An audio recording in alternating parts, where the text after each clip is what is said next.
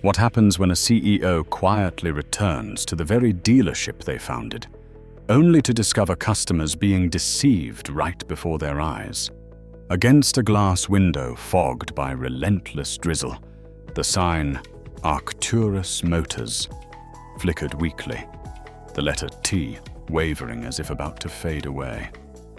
Inside the finance office, Ariana Cole gripped a thick contract tightly in one hand while cradling baby Lily, who was fast asleep in a front carrier. Numbers on the dense contract were foreign to her, but one detail made her pause. A small italicized note slipped between the terms: interior sterilization fee, $429, electronic protection fee, $610, Vienne engraving fee, $198.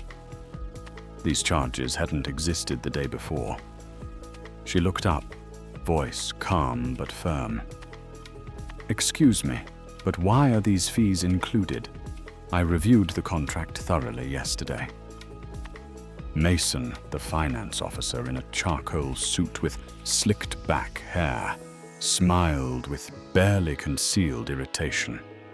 "You already signed. Now just take the car and go. Don't make this harder." The small room remained still, the only sound the gentle breathing of the sleeping child. Just outside, behind the glass partition separating the office from the showroom, a man stood watching. His rain-soaked hoodie clung to his shoulders, silver streaks peeking from beneath the low brim of his hood, eyes fixed on Ariana. No one recognized him, but he knew everything unfolding inside. That man was Lucien Blake, founder of Arcturus Motors, who had returned after a year away battling heart disease. No announcements, no assistants, no press conferences. He came back to the very place he once called the heart of the brand, only to find it rotting from within. The rain outside wasn't heavy, but persistent, whispering to him softly, "Don't turn your back again." In that moment, beneath the pale light and suffocating silence, Lucien understood one thing. The people who once trusted him were now being hurt by the very system he built. And if he didn't speak up, then who would? Lucien Blake didn't choose to enter through the front door. Instead, he circled around to the back, where the old service corridor still held the scent of oil and metal from his early days as a young mechanic. He passed familiar corners as if listening to echoes from the past. The room was silent, except for the soft sound of his footsteps on the cold tile floor. In the lobby, Ariana struggled to stay calm. She gently comforted Lily, while Mason continued to ramble on, as if the exhaustion of a single mother was unworthy of concern. "Everything's by the book. If you don't sign, you lose today's vehicle allocation. That's your choice." His voice dropped low, sharp enough that no one outside could hear. But Lucien heard every word.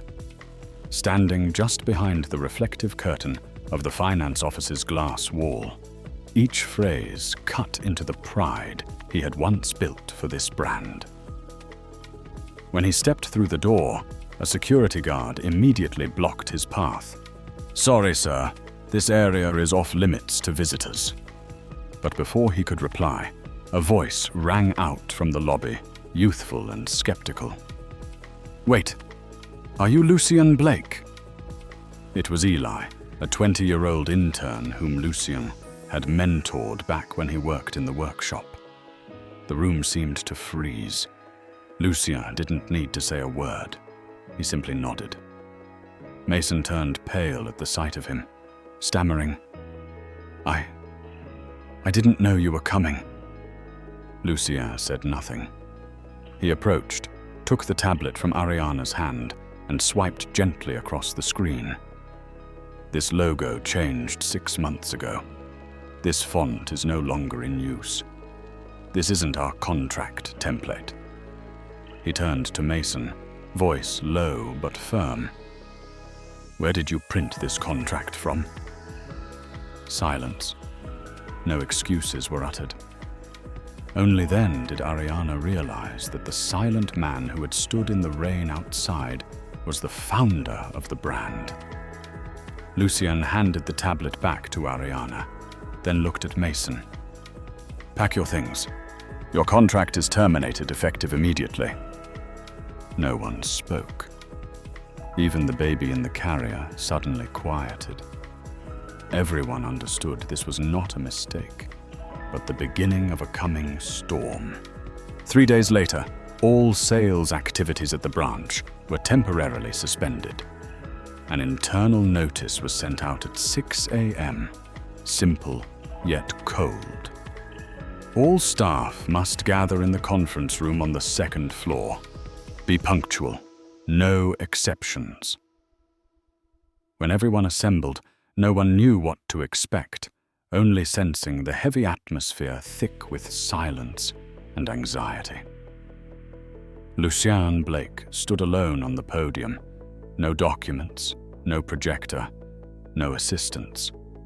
He began with a short sentence, heavy as a stone. If we lose trust, then there's nothing left worth keeping. He didn't assign blame or call anyone out, but every eye in the room understood. This was no longer a meeting. It was a warning. Lucien turned towards someone sitting in the back row, Caden Marsh, a young technician who had once been complained about by customers for being too honest. He sat up straight, confused why he had been named. Caden, Lucien said, you once sent an email suggesting improvements to the spare parts quoting process, didn't you? Caden nodded, voice low. Yes, but no one responded. Lucien nodded slightly, then spoke loud enough for the whole room to hear. I have reread that entire email. From today, I want you to take on the role of customer service supervisor. A wave of surprise swept through the room. No one expected a young technician to be chosen. But Lucien did not choose the best talker, he chose the one who had stayed silent, because no one listened. 1 month later, Ariana returned for her regular vehicle maintenance.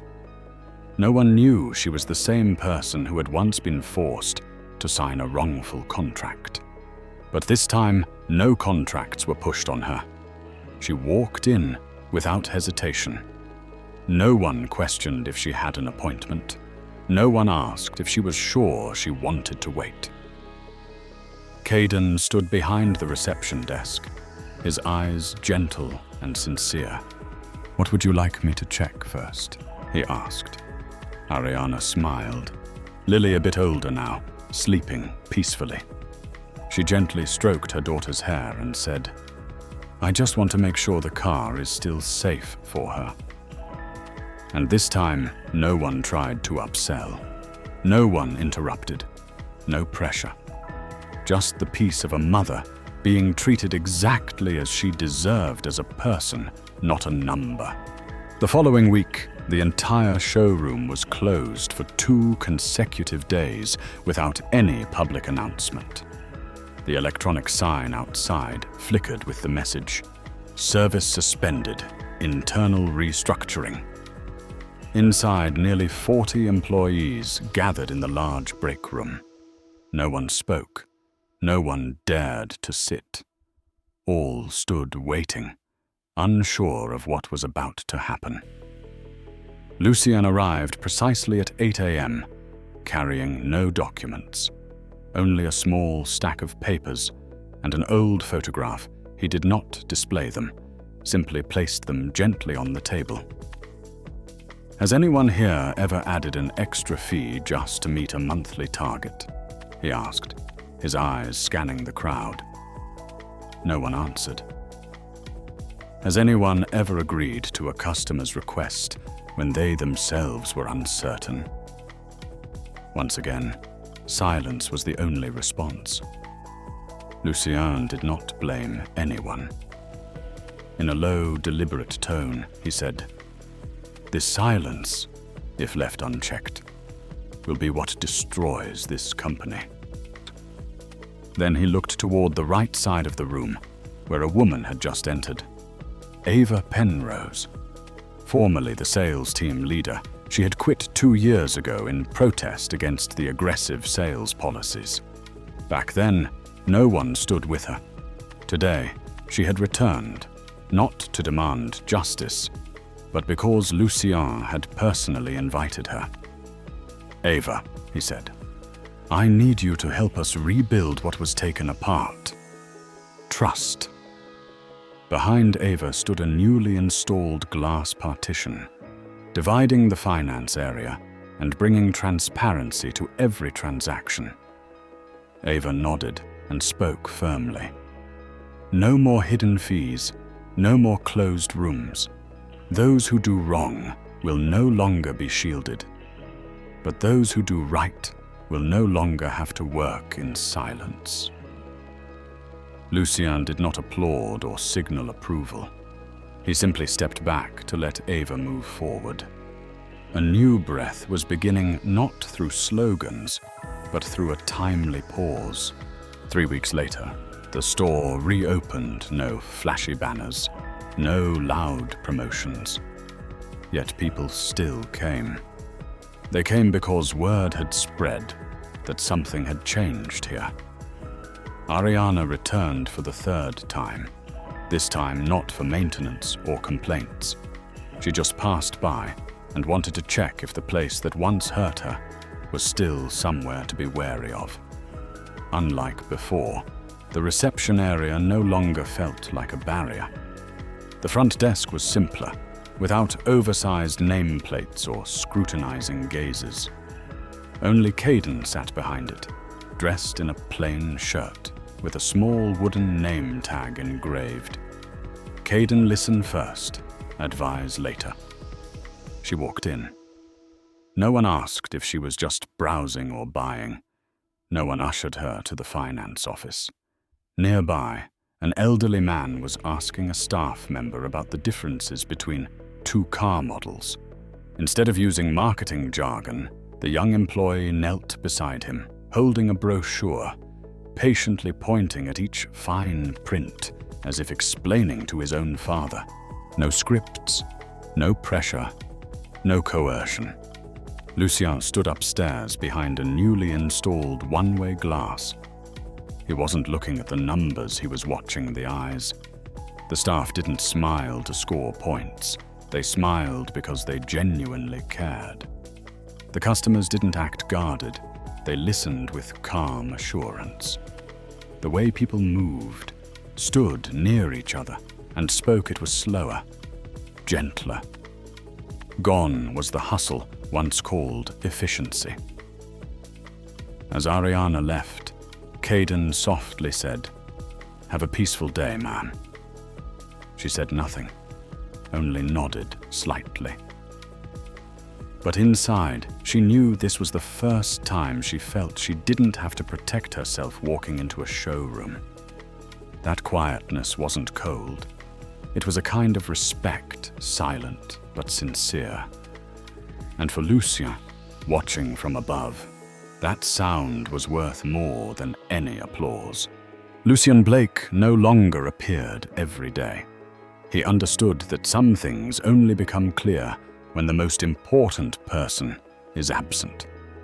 Not to abandon his leadership role, but to observe whether the culture he was trying to revive was genuinely embraced or merely maintained out of fear. He no longer walked the showroom floor or reviewed reports each morning. Instead, he quietly stepped back, making room for others to step forward. And just as he hoped, the atmosphere at Arcturus began to shift to a new rhythm. Caden didn't need a title to lead. He spoke less and did more. Every morning, he chose to stand by the door, sincerely greeting each customer, not to make an impression, but because he believed it was the right way to start the day. New employees no longer learned from manuals, but through observation. They learned from how Caden asked customers if they wanted water, from how Chloe, the finance officer, put down her pen and paused mid-sentence just to ask, "Am I going too fast?"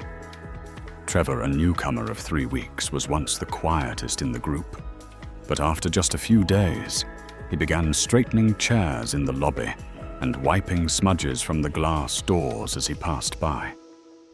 No one told Trevor to do this. No points were awarded in any logbook. Yet when Caden asked, "Why do you do this without saying anything?" Trevor quietly replied, "Because I thought if I didn't do it, no one would notice." That answer, a week later, was accidentally repeated to another new employee. Lucien happened to be standing near the storage room, overhearing through the ajar door. He did not step out. There was no need. Because he understood when a phrase ceases to be a slogan and becomes a natural reminder among colleagues, culture has begun to take root. And to him, that was worth more than any training manual ever written. One late weekday afternoon, when the showroom had grown quiet, Caden passed through the consultation area and noticed Liam, the new intern, talking with an elderly couple. They had just left after nearly half an hour of discussion, most of which was spent repeatedly asking about a small detail in the driver assistance system. Caden didn't catch the specifics, but he saw Liam turn away, furrow his brow slightly, then sigh and shake his head softly. Not everyone noticed, but Caden did. He said nothing at the time, simply continued walking as if nothing had happened. It wasn't until the showroom was almost empty that he found Liam at the reception desk. Without reproach or interrogation, Caden asked in a low but clear voice, "That frown earlier? You know, sometimes a look can make someone feel smaller than any words ever could." Liam was silent. He bowed his head, eyes shifting away, then nodded quietly. No one was reprimanded. No report was filed. But to Caden, that silence was the moment a person begins to grasp the true weight of their actions. Later that same day, in the finance office, Chloe was explaining a contract to a middle-aged man who seemed unfamiliar with reading documents. She patiently went through each section, but when she noticed him nodding too quickly at a cancellation penalty clause, she paused, smiled, and said, "Let me explain this part again. It might be a bit confusing, but I don't want you to miss anything." The man looked at her and nodded gratefully, his tension visibly easing. No one acknowledged Chloe for that moment. There were no scores for pausing because the customer didn't understand. But Chloe did it because she believed everyone deserved to hear something twice without judgment. Lucien wasn't present in the showroom that day, but the next morning, while reviewing surveillance footage to check lighting, he happened to see Chloe's explanation and caught Liam's expression when he realized his mistake. He didn't rewind or write a report. He simply closed his eyes for a second and understood that change was beginning to be sustained by the young. Not out of fear of being reminded, but because they were starting to remind themselves. On a chilly Saturday morning, Ariana returned to the Arcturus dealership for routine maintenance. She had no appointment, brought no one with her, only her familiar silver Corolla and little Lily dozing peacefully in her carrier. She walked in without the anxiety or defensiveness she once felt. Trevor was at the reception desk, and the moment he saw her, he smiled warmly. "Still the most trusted Corolla, right?" Ariana nodded, returning the smile. No introductions, no complicated procedures. Everything flowed naturally, as if she had been a regular customer for years. Trevor led her to the waiting area, said nothing more, simply assuring, "Just relax, I'll take care of everything." In the waiting room, there was no blaring TV, no constant advertising assaulting the customer's ears, only warm lighting, soft music gently drifting through the air, and a small bookshelf tucked into a corner. Ariana settled into a chair, draped a yellow blanket over Lily, and pulled out a novel she had been reading. For the first time in months, she felt completely unobserved and unjudged. She was simply a mother, in a place where she knew she would be listened to if needed, and left alone if she wished. Upstairs, Lucian stood behind the glass as usual. He didn't need to check the cameras. He simply observed human behavior. He saw how Trevor patiently spoke with a new customer without needing any introduction card, how Ava passed through the lobby, no longer clutching a clipboard, yet still earning respect, how an older technician bent down to straighten a crooked price tag because customers would have trouble reading it. No one gave orders. No one supervised. Culture had begun to flow naturally through the smallest actions. Ariana sat quietly in the corner, occasionally turning a page. She didn't know she was being watched from above, nor did she need to. What mattered was that she no longer carried the guarded mindset from her first visit. And Lucien, from where he stood, needed only to see that, and it was enough. That evening, after the showroom had closed, Lucien didn't go straight home. He lingered in the second-floor office, where the dim light reflected softly on an old framed photo beside his desk. It was a picture of him at 10 years old, standing next to his mother, a night shift nurse in front of the very first car she had bought after saving for 3 years. It wasn't a luxury vehicle, not flashy at all, but it was a source of pride for both mother and son. Lucien vividly remembered the salesman that day, a salt-and-pepper-haired man who spent over an hour patiently explaining every clause of the contract to his mother, neither rushing nor dismissing her. Back then, Lucien didn't understand why his mother smiled as she drove the car out of the lot. Now he did, because she was respected and didn't have to fight to be heard. From that memory, Lucien had a small plaque installed right above the showroom's entrance. No logo, no slogan, just a simple phrase etched on a matte steel background. We serve every customer as if they are buying their first car. No announcements, no grand speeches, no ribbon cuttings. The plaque was hung on a Monday morning while the staff was busy with the morning shift.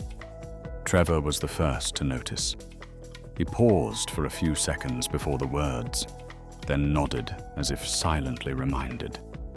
No one told him what to do next, but he walked straight to the reception area, adjusted the welcome mat, and then checked the coffee machine.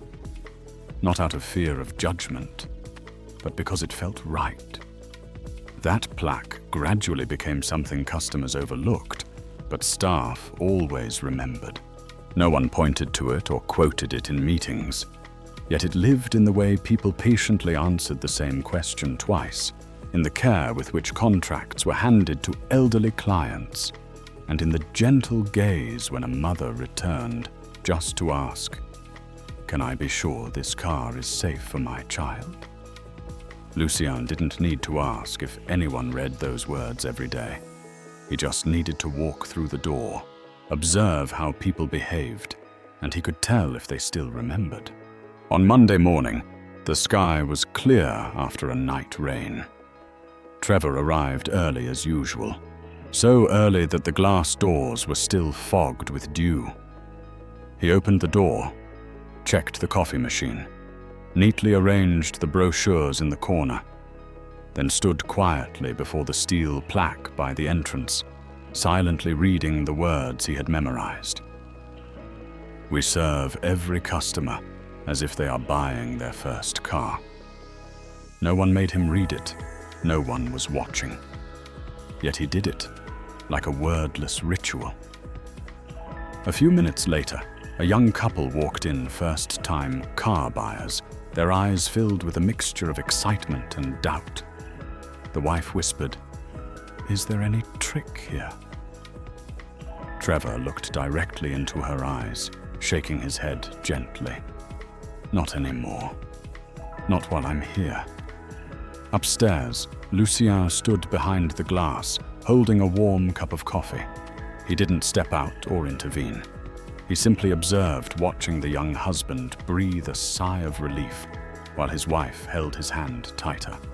He saw Caden bending down beside an elderly customer, patiently explaining each control button. He saw Ava walk across the showroom floor with a clipboard, not checking, just watching like a quiet guardian. Everyone moved slowly, without rush. There was no cheer upon signing a contract, no bell ringing to celebrate a new order. But something even more valuable was happening. Customers no longer asked out of suspicion, but because they knew they would be given honest answers. That afternoon, as the showroom lights began to dim, Lucien left the office. No one noticed him passing by, and he preferred it that way. He didn't need to pat anyone's shoulder, nor deliver any end-of-day summary. Just a slight nod as he passed Ava, a fleeting glance at Caden. Both understood no words needed. What he brought was not a quick overhaul, but a new rhythm. The rhythm of kindness repeated day after day. For every customer, for every question answered until the asker found peace.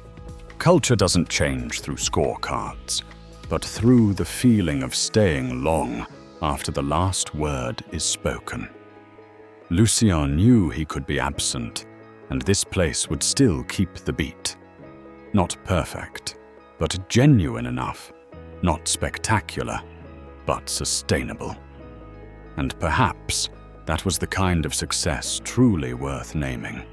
In the business world, sustainability doesn't come from outstanding products or clever strategies, but from trust nurtured in silence. Lucien Blake showed us that when a leader steps back, it's not to let go, but to make space for others to grow. Only then can culture truly take root. A single plaque doesn't change everything, but it reminds each person why they started. And sometimes, the biggest difference doesn't come from a loud decision, but from a slow nod, a phrase repeated at the right moment. Not anymore, not while I'm here. If you believe trust can be rebuilt, one gesture at a time, please, like this video, subscribe so you don't miss the next stories where strength comes from persistent kindness. And leave a comment with the phrase, real culture, if you agree that what defines an organization isn't on their website, but in how they treat each person, even when no one is watching.